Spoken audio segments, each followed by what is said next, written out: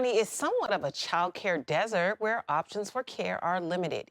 Yet one longtime child care center in the community could lose its funding come February 1st. Now, it's a decision that could put in jeopardy scores of University of Oregon students who work at and utilize the center for child care.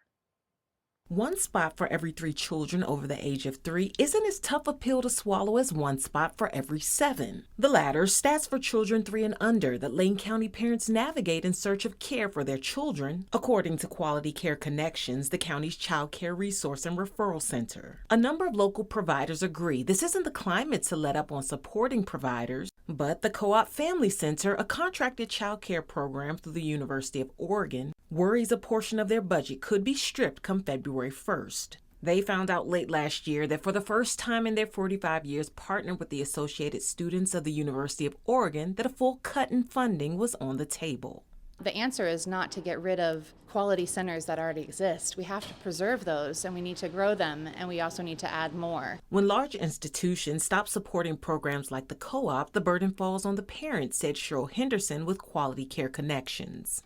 Tuition that parents pay for full time for a child under 5 can be as high as U of O in-state tuition. UO funds half of the Co-op's budget, and its students make up a large portion of the employees at the center that cares for about 100 kids. We have quite a few student employees, around 40 student employees that work here, as well as around 52 student families. And I don't know where they're going to go find childcare elsewhere. The county's workforce wellness manager tells us childcare became a tough thing to find following the pandemic. You have the high cost of rent, you have the high cost of childcare, you have a demographic that is being pulled out of the workforce because they're making choices to stay at home with their children. I firmly believe that there needs to be a multi-layered approach. He says the solution includes nonprofits and government entities working together. Last year, the state dished out $500 to child care providers, and the same benefit is available this year. Henderson says increasing the workforce, filling positions at centers that already exist, and other centers opening during more accessible hours to parents would help fill some open child care spots.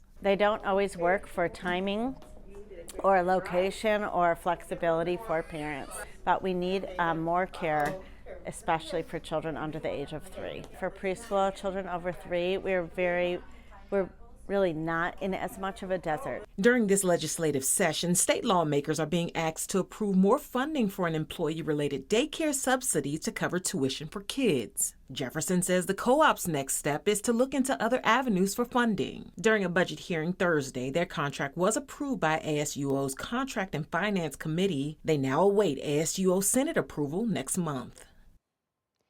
To pass, the budget for the Co-op Family Center needs a 2/3 majority vote among the 24 senators. If not approved, the Co-op says it will go into the appeals process.